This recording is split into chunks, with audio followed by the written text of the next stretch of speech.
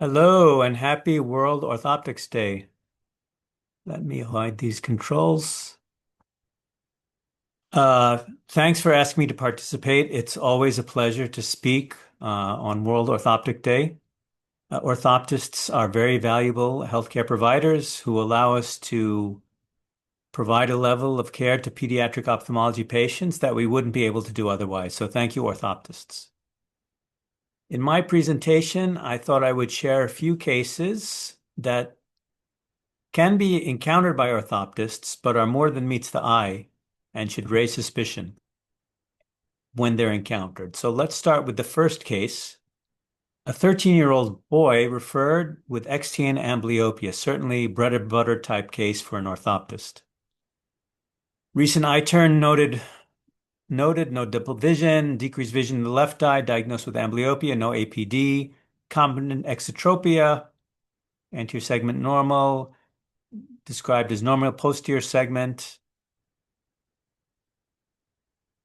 Seems like a straightforward case. Anything suspicious about it? Well, first of all, why is the vision down in the left eye? Patient is diagnosed with amblyopia, but there's no significant refractive error, and the exotropia was noted as described as being recent.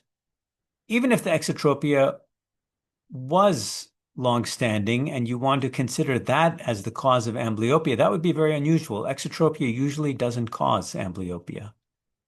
There's no afferent pupil defect, but something strange is going on here. It's just not all fitting together. So when we have a scenario like this where the pieces just don't seem to fit together nicely, what should we do? What should the orthoptist do? I would recommend doing a confrontational visual field. Even if the vision is down in one eye, you can still do a confrontational field in a child who's old enough. And sure enough, when we do a confrontational field in this child, he has poor side vision. He's got a bitemporal hemianopsia. And when we look at his optic nerves closely, even though he was described as having a normal posterior segment, he does have some slight pallor there in the left eye. Automated visual fields confirm that he has a bitemporal hemianopsia. An MRI confirms that he's got an optic chiasm lesion, as we would have predicted from this exam. Multimodal imaging confirms optic neuropathy in both eyes. And biopsy confirms that he has a pilocytic astrocytoma, which is responsive to medication, and the tumor shrinks with this treatment.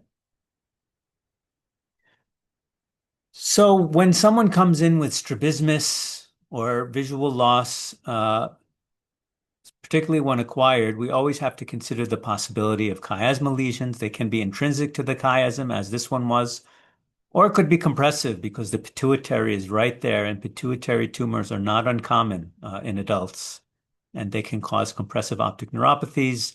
Visual acuity is not always affected. If we don't suspect them, we'll never diagnose them. They certainly are out there. Case 2. An 8-month-old boy, poor vision, last couple of months. Not last couple of months, sorry, since a few months of life. He's got poor vision. He's got eccentric fixation. Examination by the ophthalmologist shows that he's got temporal dragging in both eyes. It's kind of a picture of ROP, but he's not premature. The most likely diagnosis is fever, familial exudative vitreoretinopathy. Here are pictures of his retina. He has some temporal avascular retina. This is treated with laser. And is that the end of the story? No, it's not the end of the story, because there are 2 points to make. One is when you have a child who you suspect has fever, fever is typically autosomal dominant with variable expressivity. That means other members of the family are at risk. And we have a responsibility to the family, not just to the patient in front of us. The other thing is some of these forms of fever are associated with other things, and making the correct genetic diagnosis allows us anticipatory management and optimal care for the patient as a whole. So When we do genetic testing for this child, we find the variant responsible for fever. LRP5 actually also is associated with reduced bone mineral density. So the child is referred to orthopedics. When we evaluate the family, the father has peripheral retinal changes and he admits to having a history of chronic leg pain, which nobody could figure out. And he's confirmed to have the same variant. Here's the genetic testing result. And familial executive vitreoretinopathy, it's a problem with retinal vessel formation. It's a mutation in this pathway that I'm showing you here. The important thing to know about it, again, if it's suspected, of course, we treat the child, but the treatment doesn't end with the child. We have responsibility to the family, and we have a responsibility to understand if there's anything extraocular that could be associated with this diagnosis. The final case is this 15-year-old boy who was referred for sleepy eyes. He's got reduced vision a little bit, but ptosis is the thing that really brought him in. But in addition to ptosis, he has limited extraocular movements. That's not what brought him to us, but that he has it when we examine him. He also has a mild exotropia. He doesn't have diplopia. We examine him more carefully. He's got a retinopathy, pigmentary retinopathy, and he's got some endothelial disease also. So what is this all pointing to? Well, this constellation, ophthalmoplegia, ptosis, lack of diplopia, retinopathy, endotheliopathy, this is screaming at us mitochondrial disease. And we have to get this patient evaluated promptly for the possibility of cardiac block because that's a high risk in a situation like this. So when we refer him to cardiology, he does indeed have partial heart block and it needs a pacemaker. These patients with mitochondrial disease that are obvious in the ophthalmic exam need mitochondrial precautions in general. They have to avoid certain medications and they have to avoid stressors that could exacerbate their systemic disease. Genetic testing, of course, confirms that he has a large mitochondrial deletion, but the constellation he came in with, we knew that he had it. The testing is just confirmatory, and the diagnosis is based on the phenotype. The syndrome he has is known as Kearns-Sayre syndrome. Mitochondria, of course, are the energy packets of the cell. And those tissues that have high energy demand, such as the retina, the extraocular muscles, and the eyelid muscles, and the corneal endothelium, if the mitochondria has a problem, those tissues tend to have a problem early on.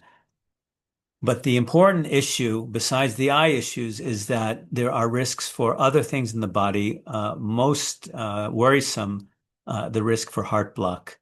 And again, this patient came to us first, ophthalmology, and we're the ones who raise suspicion for this. They'll often come to us first because of the ptosis ophthalmoplegia. Interesting, these patients tend not to complain of diplopia. I'm not sure why. I think it's because it happens slowly, but it's certainly a recurrent thing that I've noticed in these patients, even though it's acquired strabismus and ophthalmoplegia. So to summarize, I've shared with you 3 cases that can easily present to an orthoptist, but are more than meets the eye. The first was referral for childhood exotropia and quote-unquote amblyopia, who in fact had an undiagnosed brain tumor. When the pieces of the puzzle don't fit, don't forget to do confrontational visual fields in cooperative children and in adults. Another was a low vision referral, child who had retinopathy, but besides treating the retinal disorder, we have to understand the risk to family members and the risk for extraocular disease. And finally, similarly to case 2, child comes in with ptosis.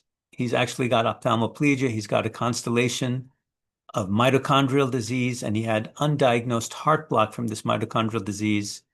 Again, these kind of patients come to us first, and if we don't raise the diagnosis, the possibility of the diagnosis when we first see them, their overall prognosis is less if they get, not as good as if they get diagnosed later.